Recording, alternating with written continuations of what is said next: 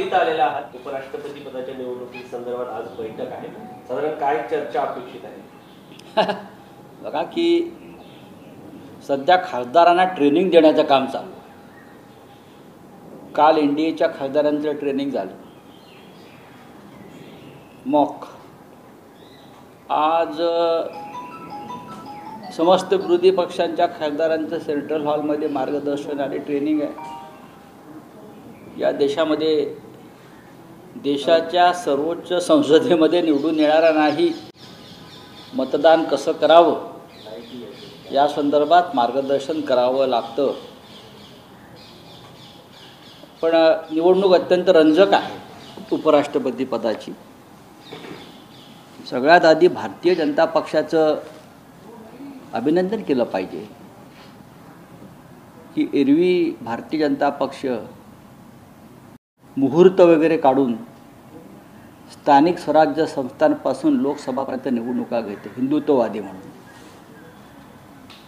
यावेळेला मुहूर्त न काढता उपराष्ट्रपती पदाची निवडणूक त्यांनी पितृपक्षात घेतली. त्याच्यामुळे एकतर भारतीय जनता पक्ष सेक्युलर झाला आणि मुहूर्त पंचांग पाहत नाही, त्याने दाखवून दिलं, त्याबद्दल त्यांचं अभिनंदन. नाहीतर मुहूर्त पाहणार, पंचांग पाहणार, तिथी पाहणार, हे त्यांचं सुरू असतं नेहमी. यावेळेला 10 वर्षामध्ये प्रथमच भारतीय जनता पक्षानं स्वतःला सेक्युलर म्हणून घोषित केल्यासारखं वाटतंय आणि पितृपक्षाच्या पहिल्या 2 दिवसातच उपराष्ट्रपती पदाची निवडणूक होणार आहे. नवीन निवडून येणाऱ्या उपराष्ट्रपतींनी सावध राहायला पाहिजे, कारण आधीच्या उपराष्ट्रपतींचं काय झालं आहे अद्याप कळायला मार्ग नाही.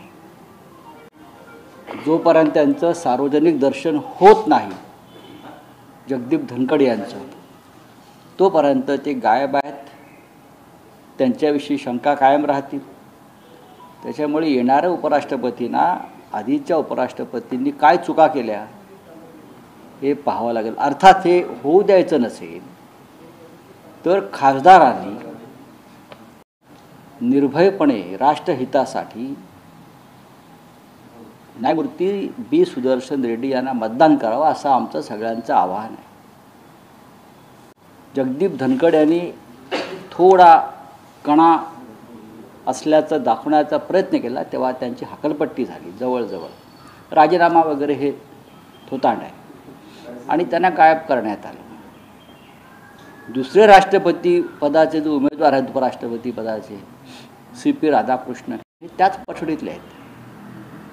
त्याच्यामुळे देश वाचवायचा असेल, संविधान वाचवायचं असेल, स्वाभिमान टिकवायचा असेल तर समस्त विरोधी पक्षांचे उमेदवार न्यायमूर्ती बी सुदर्शन रेड्डी हे योग्य उमेदवार त्या पदासाठी आहेत. आज काय बैठकी होणार आहे? उल्लेख केला पितृपक्षाचा. गणपती विसर्जनामध्ये खास करून लालबागच्या राजाचं विसर्जन चंद्रग्रहण सुरू असताना झालं असं लोकांचं म्हणणं. सर 2:30 वाजता आज मॉकपोल आहे का? काय काय इंडिया आघाडीच्या बैठकी आहेत या संदर्भात? नाही, नक्कीच म्हटलं ना की इंडिया आघाडीचे जे सगळे खासदार आहेत ते दुपारी सेंट्रल हॉलमध्ये एकत्र जमतील. उद्याच्या उपराष्ट्रपती पदाच्या निवडणुकीसंदर्भात कशा प्रकारे मतदान केलं पाहिजे, थोडी ही टेक्निकल तांत्रिक किचकट एक बाब असते, त्यांना योग्य प्रकारे मार्गदर्शन केलं जाईल. बस बाकी आज जे खरगे साहेबांनी डिनरचं आयोजन केलं होतं ते रद्द केलं आहे. पंजाबमधली किंवा हिमाचलमधली एकंदरीत पूरपरिस्थिती पाहता त्यांनी आजचं जेवण रद्द केलं आहे, डिनर रद्द केलं आहे. तर सर्व खासदारांसाठी विरोधी पक्षांच्या काँग्रेसचे अध्यक्ष खरगे साहेबांनी आज एक डिनरचं आयोजन केलं होतं. क्रॉस वोटिंगची शक्यता आहे काही? बघा, क्रॉस वोटिंगची शक्यता म्हणजे असं आहे की भारतीय जनता पक्ष हा स्थानिक स्वराज्य संस्थांच्या निवडणुकापासून विधानसभा, लोकसभा प्रत्येक निवडणुकीमध्ये यंत्रणांचा गैरवापर करणं, धमकावणं, प्रलोभनं दाखवणं अशा गोष्टी करतच असतो. पण ह्या वेळेला त्यांना हे शक्य होणार नाही याची आम्हाला खात्री आहे. सर, स्थानिक स्वराज्य संस्थांच्या निवडणुकीमध्ये तुमच्या पक्षाच्या काही नगरसेवकांना सोबत घेण्याचा प्रयत्न भाजप करते अशी माहिती आहे. त्यांना 150 जागावरती निवडणूक लढायची, त्याच्यासाठी तुमच्या काही नगरसेवकांना नाही, आमचे बरेचसे नगरसेवक हे याआधी प्रलोभनाला बळी पडून दुसऱ्या पक्षात गेलेले आहेत. कोणी किती प्रलोभनं दाखवली आणि गेले तरी मुंबई महानगरपालिकेची निवडणूक, ठाणे महानगरपालिकेची निवडणूक, ज्या प्रमुख महानगरपालिका आहेत त्या शिवसेना जिंकणार याच्याविषयी आमच्या मनात शंका नाही. सर, देशात हिंदुत्ववादी सरकार आहे. तुम्ही असं सत्ता मगाशी बोलताना मुहूर्त सांगितले, पण गणेश विसर्जनाला दुसरा दिवस उजाडला, तेही चंद्रग्रहण सुरू असताना ती झाली. तर त्यातच लालबागच्या राजाच्या सगळ्या व्यवस्थापनाबद्दल शंका उपस्थित केल्या जातात, लोकांना ढकललं जातं, सर्वसामान्य लोकांना या संदर्भात. बघा, ह्याच्यावरती मी कसं काय मत व्यक्त करू? माझ्या आतापर्यंतच्या कारकिर्दीमध्ये मी अद्याप तिथे गेलो नाही. काही कारण आहे त्यासाठी? मी गेलो नाही. मी गणपती दर्शन करत असतो ना, असं नाही मला कोणी बोलवलं तर मी जात असतो. घरामध्ये गणपती असतो, पण मी तिकडला जो काही एकंदरीत प्रकार दिसतो तर ते पाहिल्यावरती मला असं वाटलं की त्या गर्दीमध्ये अजून एकाची भर नको. लोकांनाही कळलं पाहिजे, हिंदुत्ववादी असतील, श्रद्धा असेल, गणपती हा घरातला, देव्हारातला आणि इतर सार्वजनिक क्षेत्रातला गणपती हा एकच असतो. पण अलीकडे मला सातत्याने दिसतं आहे लालबागचा राजा हा अमित शहाना जास्त पावतो, मराठी माणसाला पावताना दिसत नाही. त्यामुळे जो मराठी माणसाला जेव्हा तो पावायला सुरुवात होईल तेव्हा मी नक्की त्या गणपतीच्या दर्शनाला जाईल. सर, जाहिरातीवरनं अजूनही राजकारण सुरू असल्याचं बघायला मिळतं. देवेंद्र फडणवीसांच्या ज्या जाहिराती दिलेल्या होत्या त्याच्यावरती रोहित पवारांनी प्रश्न उपस्थित केला. ते म्हणतात की देवेंद्र फडणवीसांना न सांगता ह्या जाहिराती मित्र मला माहीत नाही. या जाहिरातीवरती 50 कोटी रुपये खर्च झाला आणि ते अज्ञात व्यक्तींनी केलेलं आहे. ही अज्ञात व्यक्ती कोण हे राज्याच्या मुख्यमंत्र्यांना माहीत असायला पाहिजे. संपूर्ण महाराष्ट्रात डिजिटल होर्डिंग्स, वृत्तपत्रातल्या इंग्लिश, मराठी, हिंदी सर्व भाषेतल्या जाहिराती, टी व्हीवरच्या हा साधारण खर्च 50 कोटीच्या आसपास एका दिवसाचा, आणि या जाहिराती सातत्याने दिसत आहेत टी व्हीला. आता हा दाता कोण आहे? हा धनवान दाता, दानशूर कर्ण कोण आहे, जो देवाभाऊसाठी रोज 50 कोटी रुपये खर्च करतो आहे आणि त्याचा असा काय लाभ झाला आहे भाजपकडून, सरकारकडून, जो या सगळ्या जाहिरातबाजी करतो आहे? हे एक कोडं पडलं आहे महाराष्ट्राला.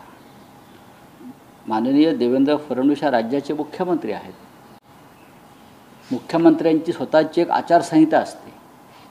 आतापर्यंत यशवंतराव चव्हाणांपासून पुढल्या अनेक मुख्यमंत्र्यांनी या आचारसंहितेचं पालन केलं आहे, नैतिकतेचं पालन केलेलं आहे, पै-पैचा हिशोब जनतेला दिलेला आहे. अलीकडच्या काळामध्ये गेल्या 5-6 वर्षामध्ये ही प्रथा बंद पडलेली आहे. नैतिकतेच्या गप्पा हे सगळे मारतात, पण रोज नैतिकतेचं अधपतन यांच्या काळामध्ये होत आहे. हे दुर्दैवानं मला सांगावं असं वाटतं आहे. मुख्यमंत्री एकतर अशा प्रकारच्या जाहिराती गुंड देतात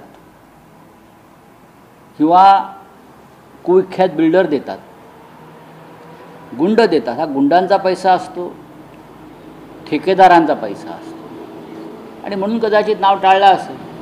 फक्त पैसा खर्च झाला, नाव द्यायला घाबरले किंवा नाव देणं नैतिकतेत बसलं नसेल त्यांच्या. हे एकतर गुंड टोळ्यांकडून हा पैसा असतो अशा प्रकारचा, किंवा 2 नंबरवाले, काळा बाजारवाले, ठेकेदार असेच लोक असे निनावी बेनामी उद्योग करतात. आणि भारतीय जनता पक्ष हा बेनामी पैसेवाल्यांचा पक्ष आहे किंवा अड्डा आहे, हे सगळ्यांना माहिती आहे. भारतीय जनता पक्ष देशातील सगळ्यात श्रीमंत पक्ष आहे. त्यांनी स्वतःचं नाव तिथं का दिलं नसेल? कदाचित त्यांना ओबीसी समाज नाराज होईल म्हणून त्यांनी तसं केलंय. बघा, काही लोक बिनबापाचे असतात. मुळात स्वतः नरेंद्र मोदी हे नॉन बायोलॉजिकल आहेत, त्याच्यामुळे त्यांचा पक्षही नॉन बायोलॉजिकल असल्यामुळे अशा प्रकारचं आपल्या म्हणजे नाव देणं त्यांना पटत नसेल. आम्ही नॉन बायोलॉजिकल आहोत, आम्हाला नावाची गरज नाही. सर, मराठा आग्रलेख आजचा अजित मराठा पवारांवरती आहे. मराठा आरक्षणानंतर उद्या ओबीसी संदर्भात एक अत्यंत महत्वाची बैठक होती. मुख्यमंत्री सांगतात की ओबीसीवरती आम्ही अन्याय होऊ देणार नाही. आणि ओबीसी एकटा पडले का या आरक्षणात? नाही, मला माहीत नाही. याच्यामध्ये आता एक विषय संपल्यावर दुसरा विषय अशा प्रकारे दिल्लीत बसून चर्चा करणं योग्य नाही. कुछ हिंदी में है तो सर, बोलिए. आग्रलेख तुम्ही जो लिहिलाय अजित पवारांवरती आणि त्यांच्यावरती गुन्हा दाखल करण्यात यावा, कायदा सर्वांना समान आहे असं तुम्ही म्हटले. का जर सरकारी कामात हस्तक्षेप केला म्हणून अजित पवारांच्या 4 हस्तकांवर गुन्हा दाखल झाला. कोणीतरी बाबा जगताप वगैरे लोक आहेत, नावं पाहिली, चिलीम बिलीम असे ओढतायत. मग ज्यांनी सरकारमध्ये बसून हा हस्तक्षेप केला ते अजित पवार आहेत. यापूर्वी सरकारी कामात हस्तक्षेप केल्याबद्दल अनेक मंत्र्यांना आपलं पद गमवावं लागलेलं आहे,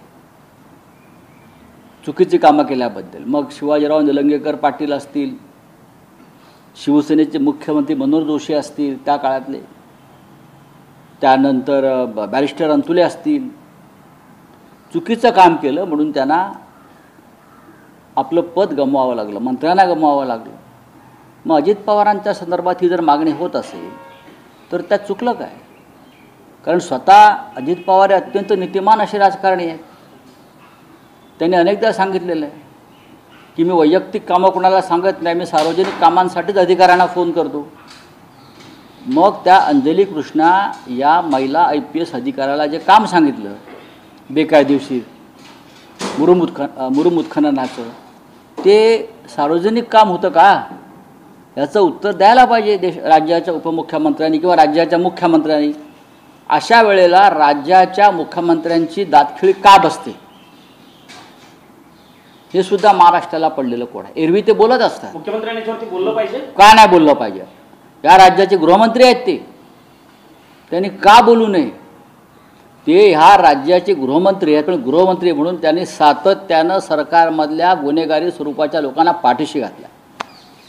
हे जर काम इतर कोणी विरोधी पक्षाच्या नेत्याने केलं असतं तर भारतीय जनता पक्षानं तोबा करत छाती बडवत रस्त्यावर आंदोलनं केली असती, स्वतः मुख्यमंत्र्यांनी पत्रकार परिषद घेतली असती. आता का नाही बोलत तुम्ही? आता तुमची वाचा का जाते? बोले कुछ हिंदी में है तो बोलिए. हाँ, हिंदी की बात क्या है, बोलिए. हिंदी में सर, वाइस प्रेसिडेंशियल इलेक्शंस कल होने को है. आज अलग अलग मीटिंग्स बैठी गई है. क्या एक पूरा इंडिया ब्लॉक का आज का स्केड्यूल होगा और क्या आप एक्सपेक्ट कर रहे हैं नंबर्स को लेकर? देखिए, हम सब लोग, पूरा विपक्षी दल आज दिल्ली में शाम तक जमा हो जाएंगे, एक साथ आ जाएंगे. दोपहर को सेंट्रल हॉल में जो हमारे सांसद हैं जो मतदान करेंगे, वोटिंग करेंगे, उनके लिए मार्गदर्शन का एक कार्यक्रम बना है. और मुझे पूरा विश्वास है जिस तरह से हमारे उम्मीदवार न्यायमूर्ति जस्टिस B सुदर्शन रेड्डी ने आह्वान किया है कि अपनी अंतरात्मा की आवाज़ सुनिए, राष्ट्रहित के लिए, देश हित के लिए, और वोटिंग कीजिए. मुझे विश्वास है कि भारतीय जनता पार्टी में ऐसे बहुत से लोग हैं, उनकी अंतरात्मा की आवाज़ मैं देख रहा हूँ धीरे धीरे जाग रही है. वो बोल रहे हैं भारतीय जनता पार्टी में सब कुछ ठीक नहीं है. ये ठीक इसलिए नहीं है कि जिस प्रकार से 10 साल में ये लोग काम कर रहे हैं वो राष्ट्रहित में नहीं है. ये लोगों को या सांसदों को समझ चुका है. तो हमें विश्वास है कि ये लोग राष्ट्रहित की बात सोचकर उपराष्ट्रपति पद के चुनाव में अपना मत दे देंगे. और हमें ये भी विश्वास है कि जिस तरह से एक उपराष्ट्रपति पद का चुनाव चल रहा है, बहुत ही रंजक चुनाव है, और जब नतीजे आएंगे तो उसके ऊपर बात करनी होगी. सर, छगन भुजबळ सध्या अस्वस्थ